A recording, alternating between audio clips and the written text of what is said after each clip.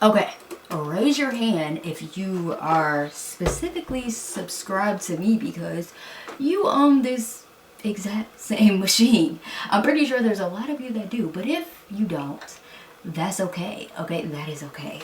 Because that is not what this video is about. Today, this video is specifically about, I'm going to be showing you exactly how you're going to start sewing in 2025. If you're looking for that little push to get you going and to get you to start sewing in 2025, you've come to the right place. Set my little baby down for a little second and chit chat with you guys. Your New Year's resolution has been to learn how to either make or mend your own clothes. You're in the right place. Now I do have my little notes here because y'all know I love a good note. Okay, I love a good note. So the first step if you want to learn how to sew this year is probably the obvious. You're going to need to get you some type of sewing kit. It all starts from there, okay?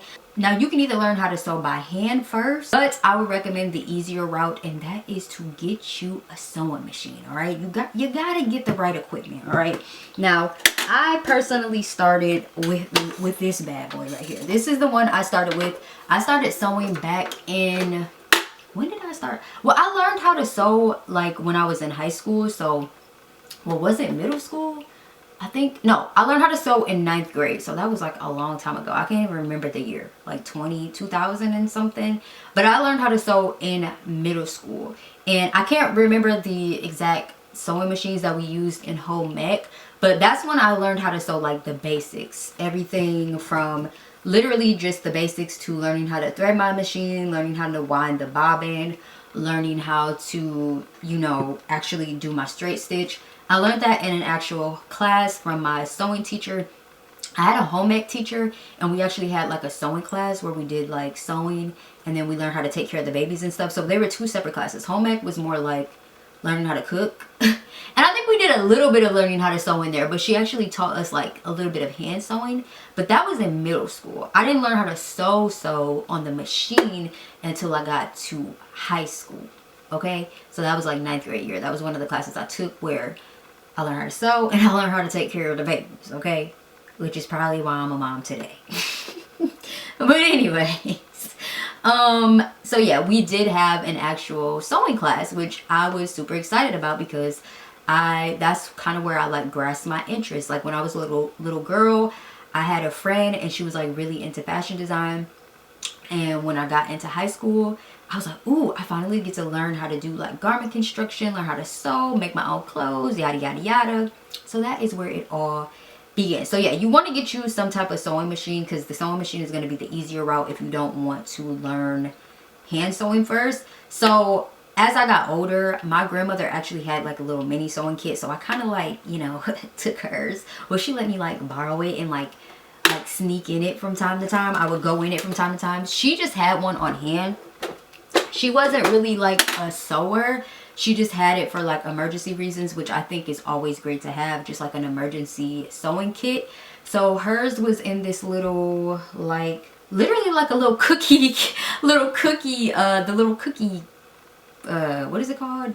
Cookie bins. It was in like a little cookie tin, which is just like the little sewing, little humor, little funny thing everybody always says, like the cookie tin is like the infamous like sewing kits, like little compartments when you find one.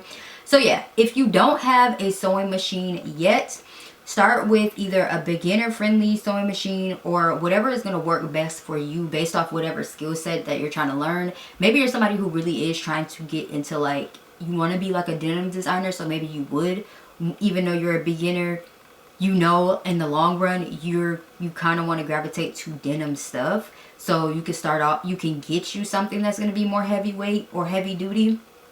So whatever you're planning on trying to achieve, but I really would recommend to start with the basics. So my machine was started with literally this basic machine, and it's this Sears Kenmore machine. I'm going to link the exact number in my description box because I know there are some people who have been gifted that machine, and you can still find the machine I think on like eBay, or like some people are like thrifting it and finding it at antique shops because it is a discontinued machine. If you do follow me specifically because I own this machine and you have been a part of my or watched my sewing series, videos, welcome to the club. Okay, I'm gonna put that series back up in my playlist because I know a lot of you guys have found me from that, and I don't know how I ended up deleting my playlist, but that's just another story. Also, don't be afraid to search like secondhand markets, vintage boutiques, vintage shops, thrift stores, garage sales, Facebook marketplace sales, really great beginner friendly machines. So don't be afraid to actually like get a secondhand machine, or like a machine that's passed down, maybe somebody that you know. My machine was actually from somebody that my grandfather knew that he actually cleaned houses for. A little old lady, a little older lady, she had recently bought herself a new machine, and so she ended up giving this one away, and so it ended up being gifted to me by my grandfather. I think I ended up getting this machine in like 2010, but my grandparents gifted it to me, which was crazy that the lady gifted me the machine, because I think she ended up like giving it away, my grandpa.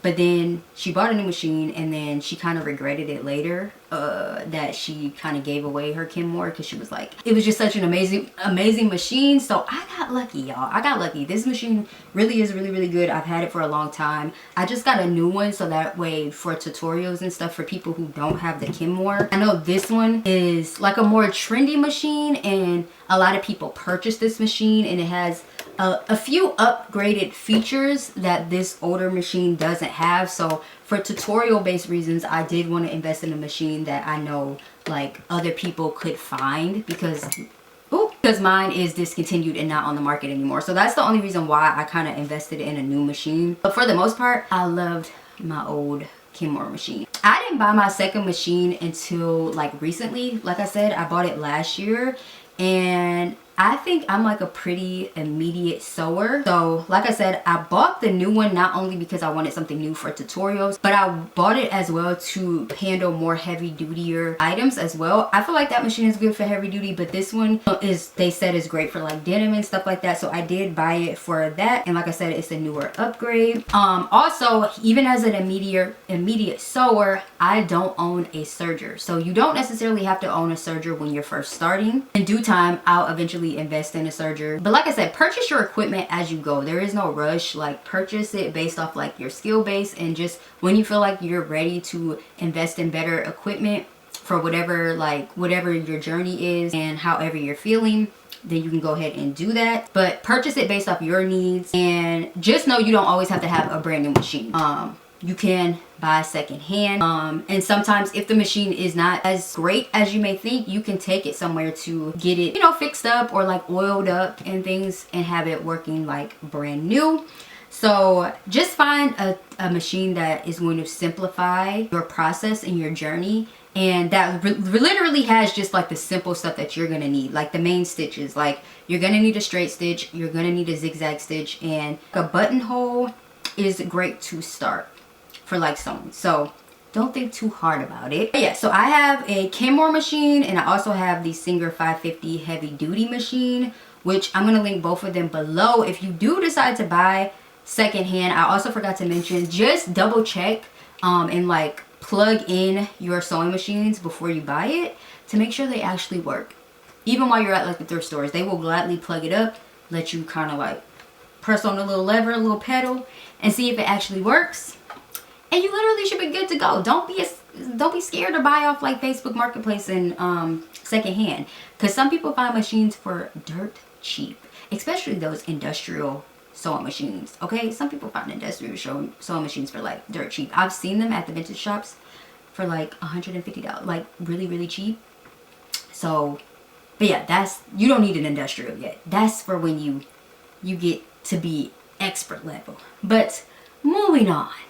Next, we need to get your sewing kit in order. This is so important. Get your sewing kit in order, okay? And this is another thing that probably will happen gradually over time. Your sewing kit will gradually grow and expand. So I'm not saying you have to get everything at one point, but get the basics. Get you some fabric scissors or fabric shears.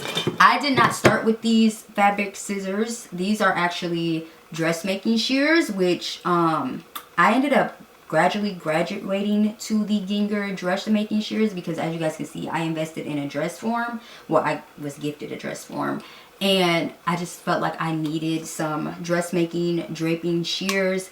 These are only used for fabric when I'm draping or like I'm cutting fabric. But I did have fabric scissors.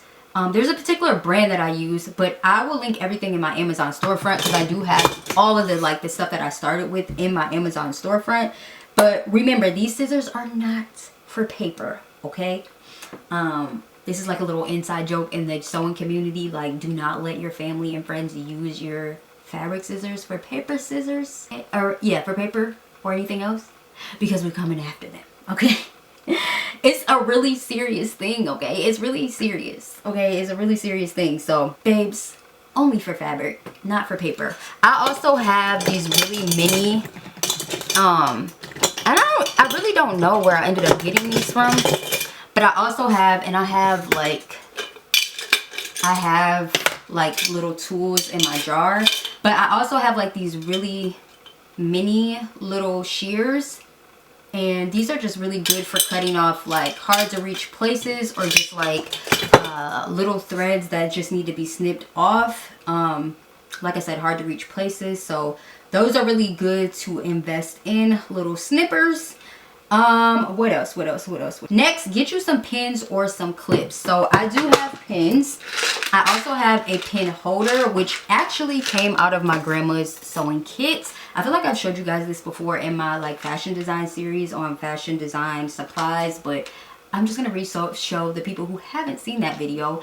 But this was out of my grandma's sewing kit. It's a little tomato, you know, the essential, the main aesthetic of sewing. So you can get you some of these. They also have dressmaking draping pins, which are more flat. I still use these for my draping. I do need to get me some draping pins, some flatter ones. And then these are good just like clips. So you can avoid like pinning yourself, or when you're like working with clients, I feel like these are good for alterations. But I really do like the clips because, like I said, it's just like a safety thing. So get you some pins or some clips. Also, get you the correct needles. I feel like I talked about this on my how to get better at sewing in 5 minutes video. If you haven't seen that video, I'm gonna link that up here. But get you some different needles, assorted needles. I have different ones right here. I'm going to show you guys a close-up of them. I have my denim needles, my universal needles, my extra wide twin needle, my sharp needle for like silks and really thin materials and fabrics. And then we have our jersey ballpoint needles for like stretch knits. Get you some different assorted needles. Be sure to get the correct ones based off certain projects that you're doing. Like I said, jersey needles, ballpoint needles are really good for stretch materials and knits. But you always are going to use your standard universal needle all the time. So speaking of needles, you're going to need to get you some type of sewing needles. And what I mean about sewing needles, I don't have them right on hand. But sewing needles are basically like for if you're going to learn how to hand sew. And sometimes you may have to hand sew, or if you're going to be baste stitching, which if you don't know what basting stitching is, which I'll do a full video on it, is when you're doing some type of basting. So it's just like a stitch that is to hold your fabric together without it being on the sewing machine. It's like a light stitching.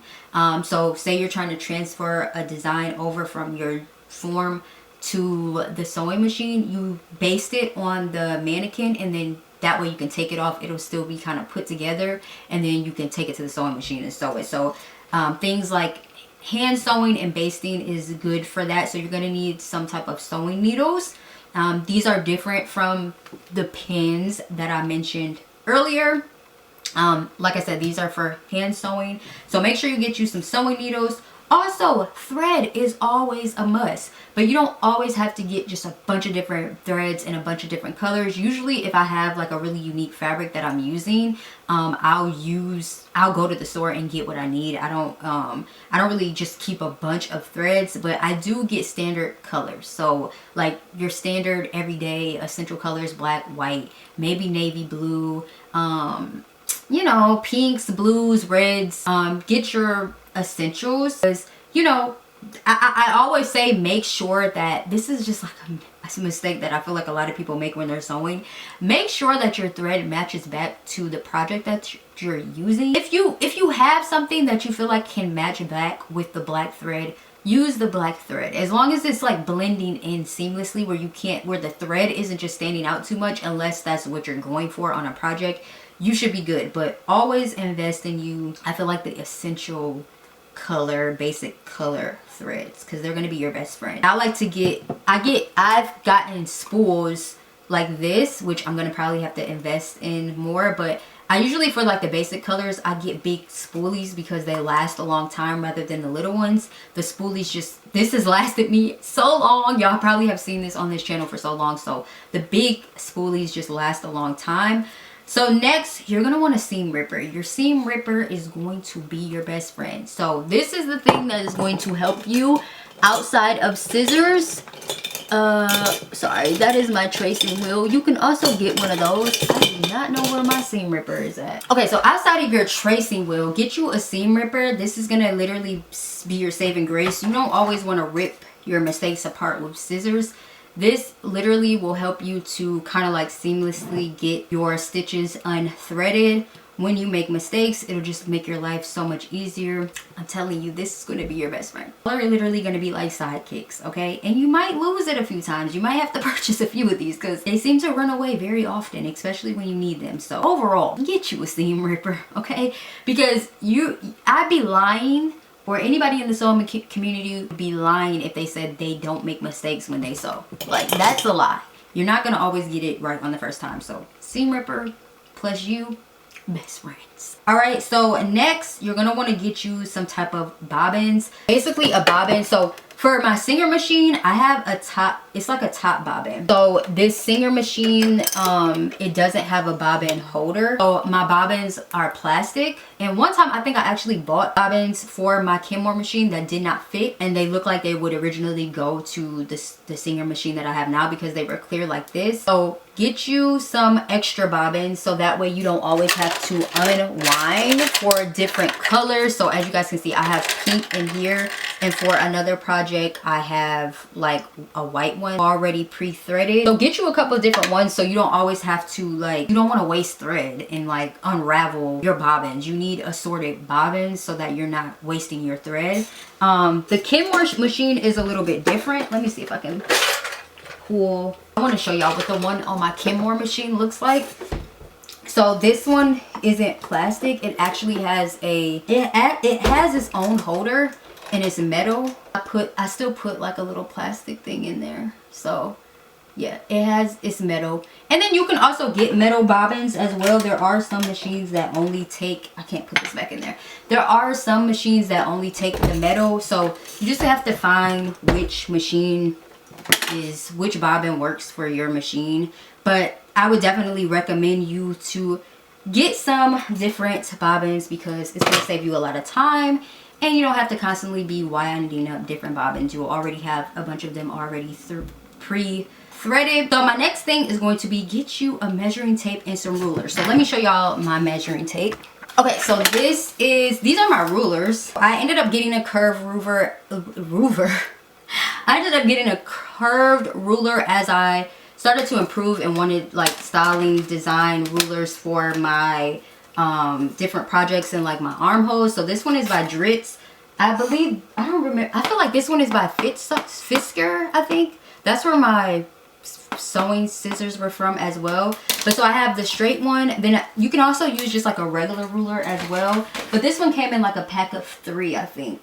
Or 4. This had 4 rulers. I don't know where my other... Oh, it's like in 1. 4 rulers in 1. So that's that.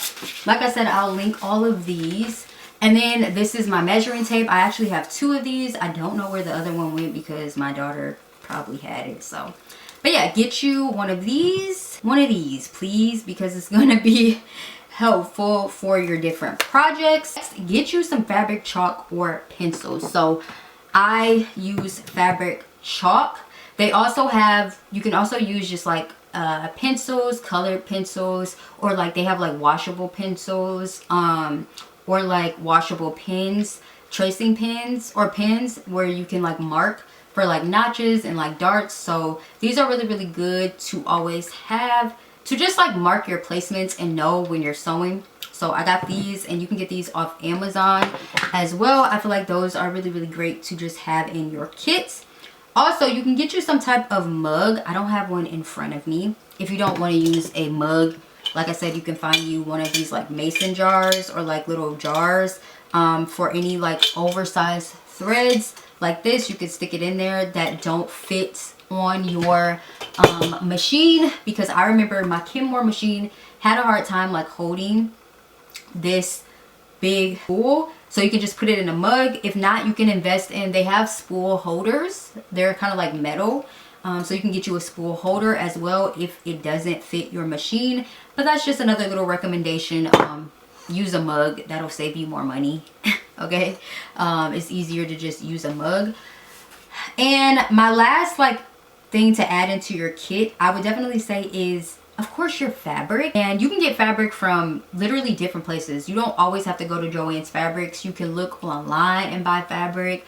You can go to the thrift store and use very unconventional things for projects if you're just starting out. Covers, blankets, curtains. Sometimes people sell like old scrap fabrics.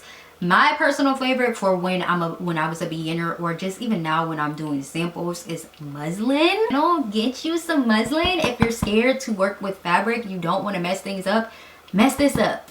Mess up the muslin. It literally costs like $2 at the fabric store, like $2 a yard. It's literally nothing. I get it in bulk just so I can have it and I can play with my sewing and I can just have fun, be creative without even thinking about it, because who cares if the muslin gets messed up. Okay, so get you some freaking muslin. But yeah, you can also source for fabric secondhand. So yeah, that's another one. So my next tip, number 3, my main tip, is sewing patterns or fabric. Which ones should you kind of lean into more?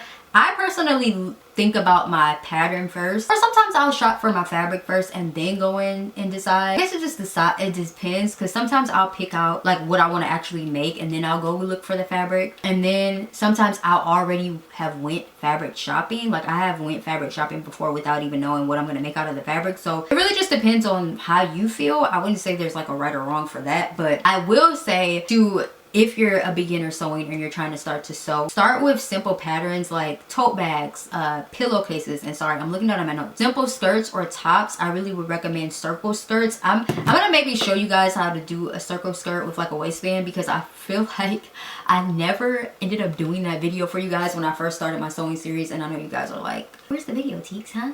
You're supposed to do that years ago. So maybe I'll do that. I feel like that's a very easy project to start with. There's also a lot of free patterns available online if you just don't have the extra money to purchase patterns. Also a lot of free beginner sewing books online as well that can help you to get started. So you can also create your own patterns from clothes that you already own, or thrift store clothes. Like I said, I mentioned this in my how to get better at sewing in 5 minutes video. I mentioned this as well, but I would definitely recommend for you to don't confuse yourself.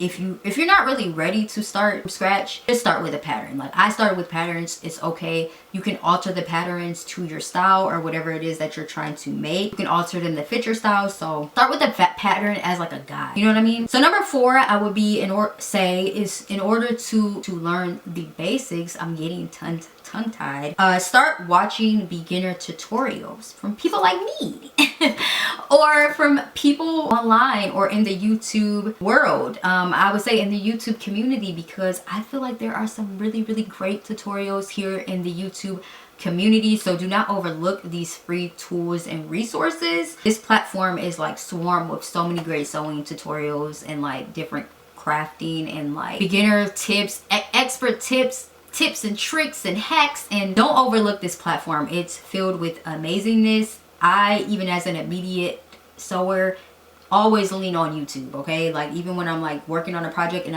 I don't know what I'm doing, get the help. Okay, don't be afraid. I feel like there's a lot of experts and, like I said, immediates that still use this free resource and tool. So don't be afraid to use it to your advantage while it's free. And you can also like take an online course which is also going to be coming soon for me. Like I said, I'm going to be launching an academy. You guys can sign up for my email list to know when it launches, to get on the wait list.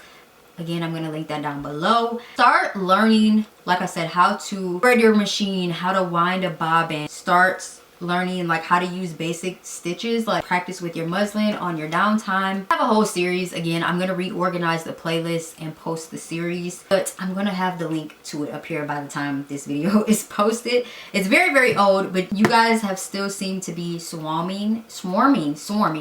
Y'all have still seemed to be swarming those old sewing series videos, so I'm going to literally relink that playlist and you guys can just go replay it, and it literally shows you like the basics from the beginning. So start there. Okay. Oh, also practice, and I think I mentioned this in the last video, but practice your straight lines and curves on paper. So that way you can get the feel of like how it will be when you start working with fabric and how to like maneuver the machine, handle the machine. Again, I have some free sewing practice sheets that you guys can get when you sign up for my email list. I'm gonna link that. That's available on my beacon. So I'm gonna link all of that. I have the resources, you guys. I'm handing you the help. Okay, so yeah, number 5 I would say is to learn and understand fabrics. There was a time where I literally would take my textile book that I got from college, because I did take sewing and kind of like that sphere at my college that I went to. I went to an agricultural college, but they offered this program, so I took it.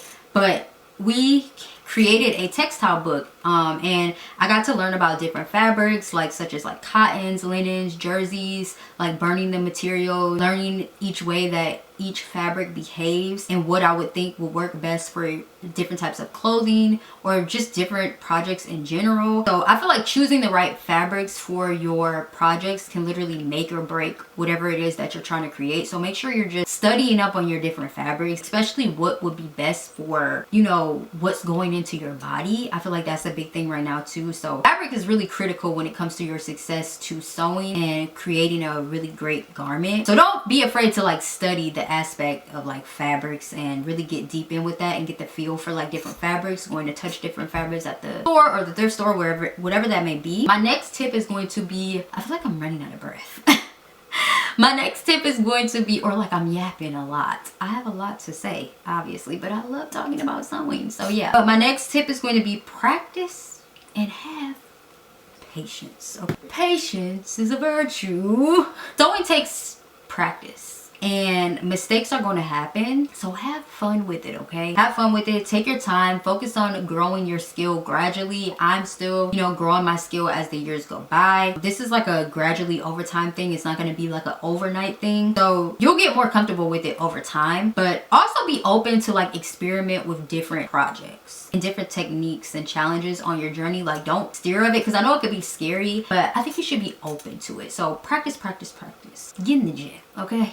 Anyways, number 7 is going to be explore different online communities when you are looking to learn how to start sewing. I started like on I remember I joined like Facebook back in the day, like when I was like learning how to sew back in like when I was looking for different people online. There wasn't really a lot of people back in 2010 to like look at. I mean, there were sewing tutorials online, don't get me wrong, but I feel like you have access to more stuff now than back then. And so I would definitely recommend like different sewing groups and forums. I found really good forums on like Facebook, and you can also get on like different discords and like Reddit. Like there's really knit communities and groups over there as well that love to sew, love to talk about sewing. I actually recently started a discord for my sewing community. My discord is Altier Alley. Okay, so it's basically the alley where we come to the Altier and we, you know, talk about sewing, talk about fashion design. So I created that. I kind of want to create a discord just for my YouTube channel in general, so if you guys think I should do that, let me know. But I do have one specifically just for fashion design, so I'm gonna link that down below. So if you guys just want one for our community, like I'll make one. Okay, so my camera footage actually went out, so I'm completely refilming this part of the video, but you guys might not even notice. But yeah, as I was saying, I am going to link my Discord down below in the description box. It's very new. It's like basically brand new. There's really not anybody in there like that. No one is really in there like that, honestly. So you can come on over, come on in and get started in the Discord. Start some conversations, show your projects, show us what you're working on, okay? Show us what you're working with, and let's get this thing pop-a-locking. All right? No? Okay. Hopefully over time we will gradually build up this community over in the Discord. I made it last year, but like I said, hopefully we'll just go ahead and build it up, make it a great community, something that is a little bit outside of my YouTube channel. But yeah, these are great places that you can go to grasp like that motivation or inspiration, or get great tips and tricks and feedbacks on your project. So yeah, get into some sewing groups, okay, and online communities. Okay, so my last tip that I feel like a lot of people actually overlook is to invest in this skill. Well, invest in your skills overall, but invest in this skill if it's something that you really want to get into and something that you truly value and want to get better at. If you're really serious about it, you're going to invest into it. Again, if you want to get great at it, okay, you want to become the GOAT at sewing. Just like any other skill that you're trying to learn and get better at, you can't be afraid to invest in. And if you want to be taken more seriously in the skill, especially if you're somebody who's trying to be like a tailor or a seamstress or a fashion designer, and you really want to get those high paying clients, you need to bring quality, okay? Quality is so important. So you need to be practicing and investing into this skill. Like I said, be open to trying more challenging things and techniques. If somebody comes to you and says, hey, like, I want you to make this for me, you might not really know how to make it. Challenge yourself to try to get it done. Like, make it something that you challenge yourself to try to do, so that you will get better at it in the long run. That's if whoever you're doing this for is open to you doing this, and they're open to knowing like, hey, you're still learning. I would say do this more on like close-knit family and friends who are, you know, more open to it. But like I said, be open and challenge yourself to try to create their vision and make what it is that they're asking, as long as it's not just something just too much that you just know like, okay. But overall, like when you're working on these types of projects that people are challenging you to do, you can always go in and watch YouTube tutorials and YouTube videos to learn. But make sure it's somebody who is open to this, okay? Because you don't want to just have it be somebody who is really coming to you and they're thinking that you can do this, and like you're charging them and they're paying you a lot of money. They're putting their hard-earned money into whatever it is that you're creating. You don't want to do that and then that person be pissed off, and then you just don't want that. That's not good at all. If they're paying money, they want it done right. So make sure it's somebody, like I said, who is open and knows that you're still, you know, it's kind of learning and getting your feet wet in certain areas of design, okay? Somebody who kind of knows what's going on, all right? It's like, okay, I'm open to seeing you learn, and I really want to see you be great. So look for those kind of people when you're going down this route. But yeah, don't be so hard on yourself. Sewing clothes is so fun, and it's like really rewarding in a great way to like express yourself. It's very therapeutic for me. I really enjoy it. So yeah, I just really want to wish you guys the best of luck on your sewing journey. Hopefully this video encourages you to take that mini step forward to starting your sewing journey and learning how to sew in 2025. And maybe later down the road, you'll choose me to become your instructor, or to help you learn how to sew, or, you know, continue to teach you and give you those tips and tricks, keep you updated on what's going on in the fashion world and fashion industry and fashion business and marketing, and just continue to learn with me, and, you know, us grow together and learn together in the future, and maybe even you becoming a part of my, you know, sewing academy. And you know, that subscribe button is free 99. Yep, it is. And the like and the share, it's all free 99. I'm just saying. But yeah, wishing you the best of luck on your journey. I hope you enjoyed this video, and I hope it was helpful. And I was not playing. I was gonna get this video up, okay? We had a little bit of technical difficulties. We haven't technical difficulties. But I said I was getting this video up regardless, okay? So if you like it, give it a like. Let me know what other sewing dilemmas, what other sewing dilemmas you may be having and you're needing help with. And until the next one, I love you guys, and I will see you at the Peace.